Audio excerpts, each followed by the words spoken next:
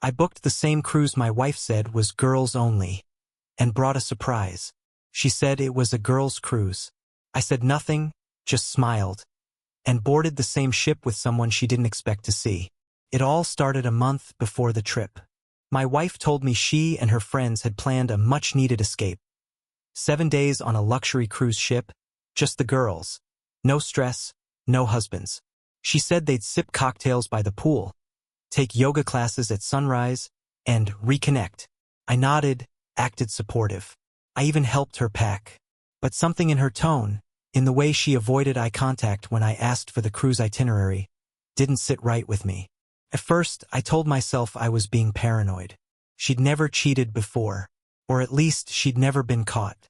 But there was this one guy, someone we both used to know. A longtime friend of the family who'd stopped coming around a while back. She always said they drifted apart naturally. But then, 2 weeks before her cruise, I saw his name pop up on a text notification she forgot to hide. The message read, "Can't wait to see you at sea." I didn't say a word. I just made a quiet decision. I was going on that cruise too, but I wasn't going alone. I reached out to someone who had a right to know what was happening. A woman I hadn't spoken to in a while. Someone who had once been very close to this old family friend of ours. Let's call her my +1. She didn't hesitate. The moment I told her what I'd seen, what I suspected, she said, "Let's burn their vacation to the ground." We booked a cabin. Same ship. Same dates. Even upgraded to the luxury deck, right above the one my wife had mentioned. The cruise line never asked questions.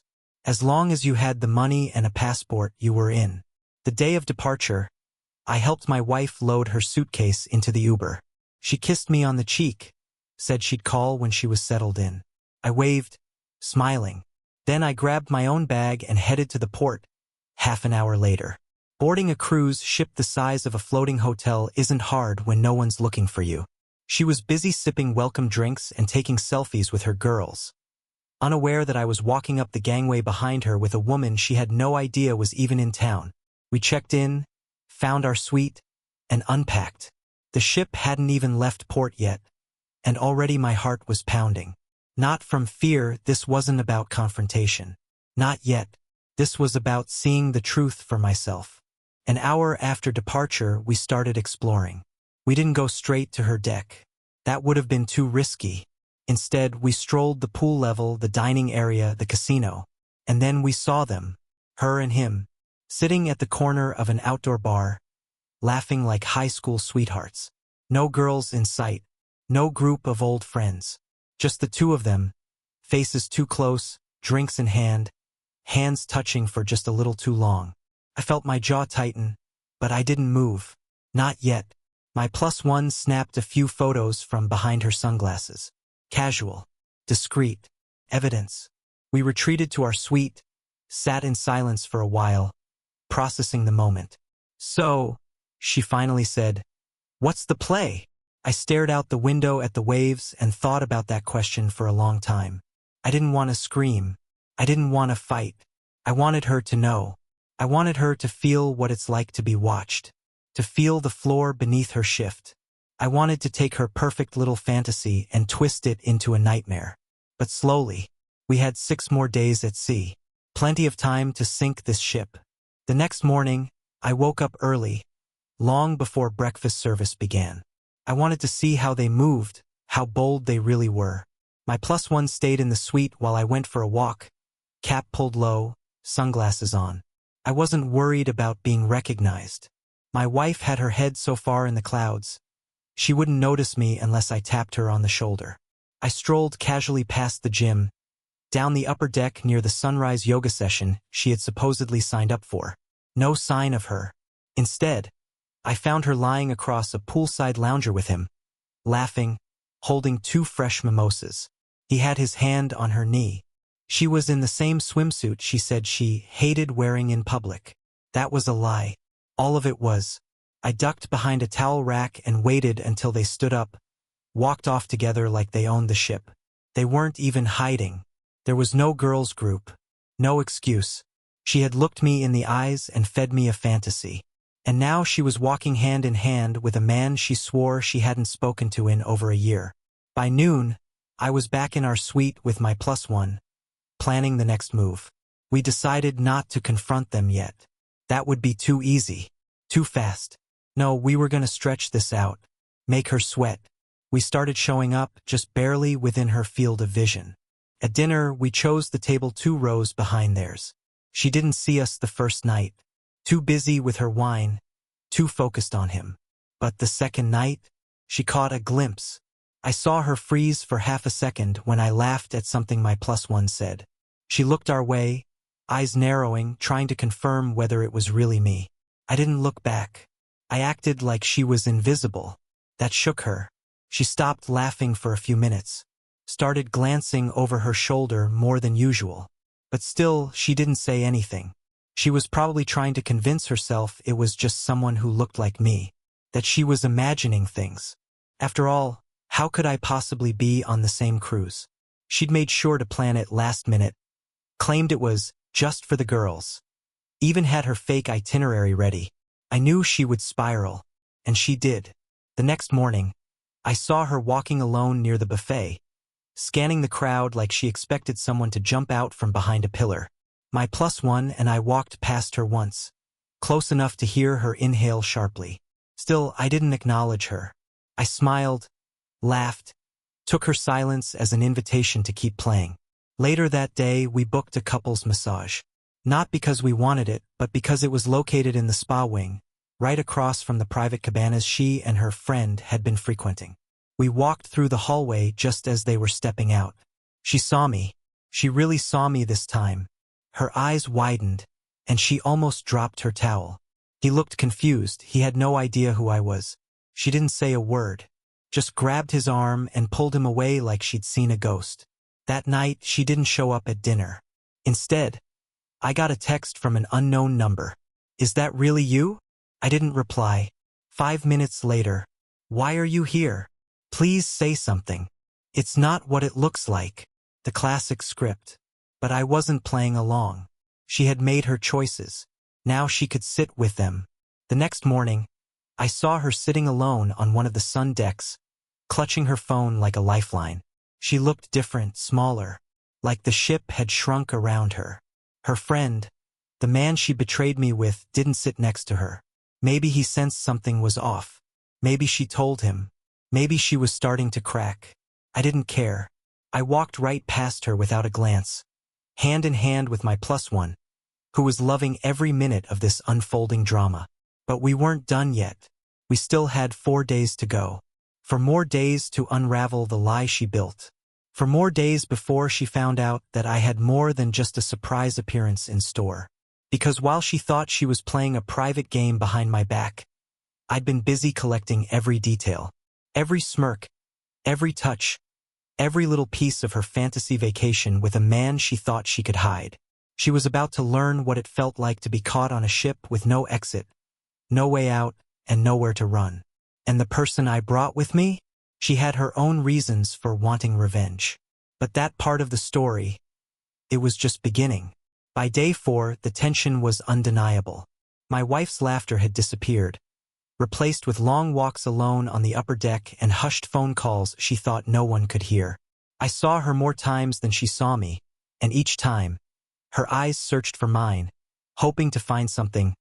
Confirmation, maybe, or a sign of forgiveness. But I gave her nothing. She had chosen this.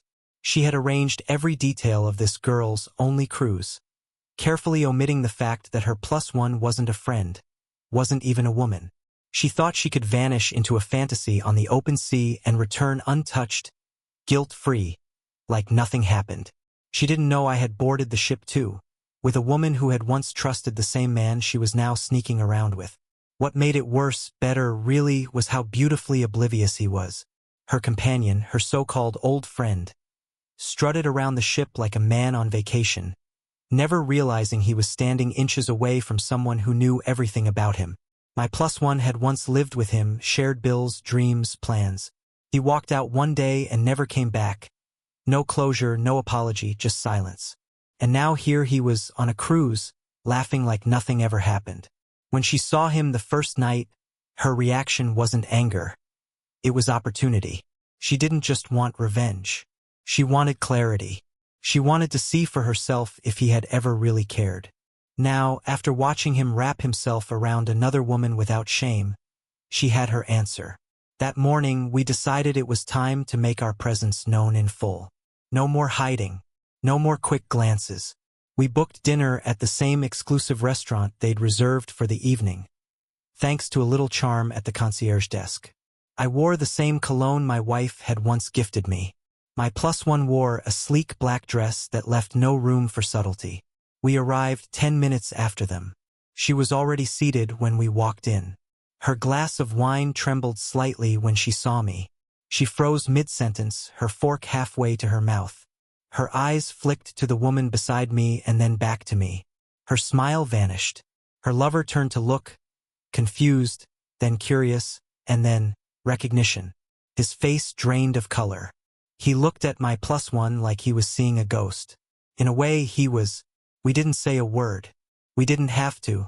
We sat at the table directly across from them, in full view. The silence between them stretched long. No more giggles, no more stolen touches. Just awkward bites of food and sideways glances. My wife tried to recover. She leaned in, whispered something to him, probably trying to salvage the night. But it was too late. The game had changed. This wasn't a secret anymore. This was exposure in its rawest form. Halfway through the meal, I stood and walked to the bar. Not to avoid them, but to make a point. I stood next to her as I ordered, close enough for her to feel my presence. She didn't look up at first. Then slowly, like it hurt her, she turned and said, "Please, can we talk?" I didn't even blink. Talk about what? Your vacation? The one I wasn't invited to. She swallowed hard. I didn't mean for this to happen. I was going to tell you when I got back. I laughed quietly. No, you weren't. You thought you could walk back into our home with a tan and a fake story. You thought I'd never know. She opened her mouth to say something, but I raised my hand and walked away. Back at our table, my +1 leaned in and whispered, "He's gone." He left her sitting there. I turned to see my wife alone at their table, staring down at her untouched food. Her phone sat in front of her, screen dim, unanswered messages piling up from the man who had just bolted when the heat got too high. Coward. She was unraveling now, one thread at a time. The next day, she didn't leave her cabin. I know because I waited. I walked by 5 times. No sign of her. Her lover was nowhere to be seen either. Word spreads fast on a ship. People started whispering, noticing things. 2 women showing up with cold smiles. 2 former lovers suddenly silent. The drama became its own storm on board. On day 6, the second to last night, the captain's gala took place. Everyone dressed to impress. My wife didn't show, but he did. Alone.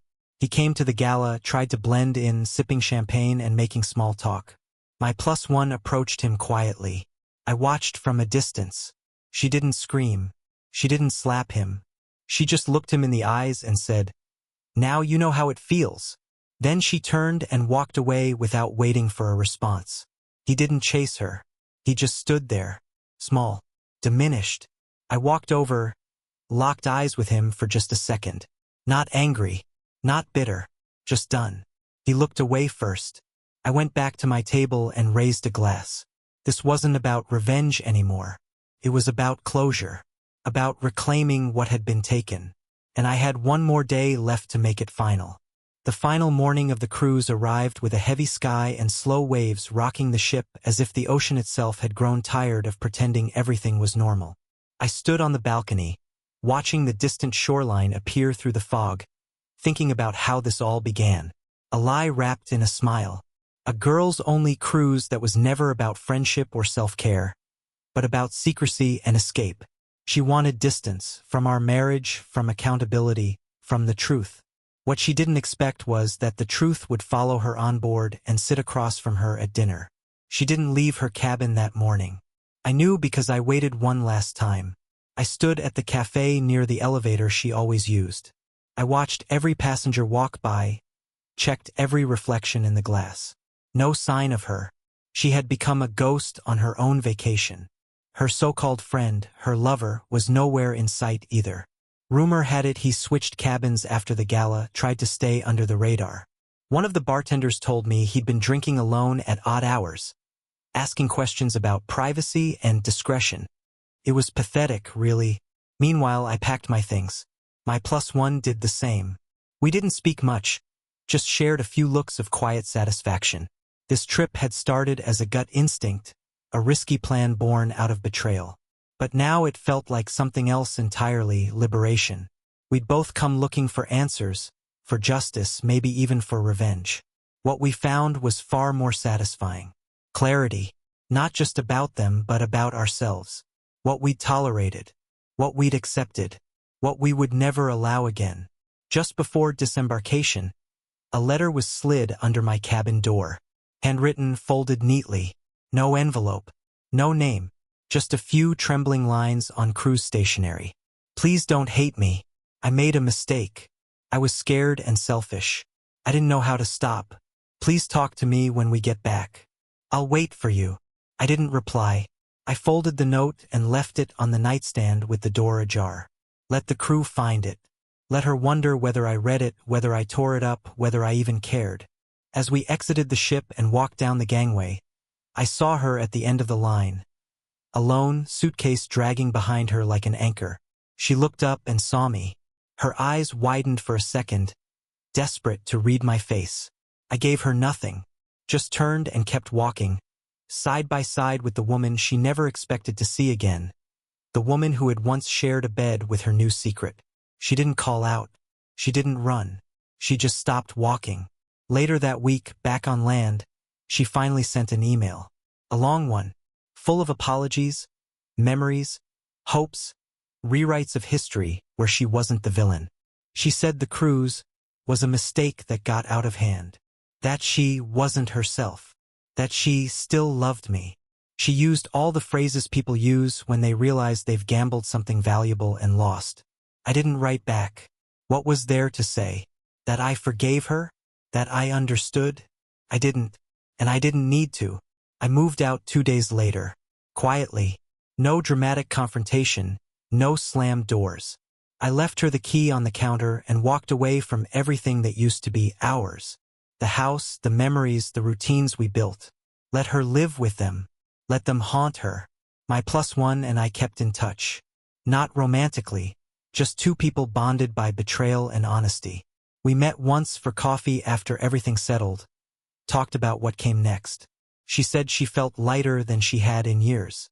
I agreed, because when you carry someone else's lies long enough, putting them down feels like learning to breathe again. A few months later, I heard through mutual friends that my ex had tried to rekindle things with the man from the cruise. It didn't last. Apparently, he vanished after she showed up at his place. Ghosted her, just like he'd done before. Like they always do when the fantasy ends and reality comes knocking. As for me, I moved cities, started fresh, found a job I actually liked, built a life that didn't depend on someone else's loyalty or empty promises. And every now and then, when I catch the scent of sea air or see a cruise ship in a movie, I smile. Not with bitterness, but with the quiet satisfaction of someone who saw everything, said nothing, and walked away holding all the power. If you've made it this far, thanks for listening to my story. If you've ever been lied to, betrayed, or made to feel like a fool, just know you're not alone. Some people lie and expect you to forgive. Others lie and expect you to forget. But you deserve better. So leave a comment below, share your story, and don't forget to subscribe. Because sometimes the best way to win is to walk away without looking back.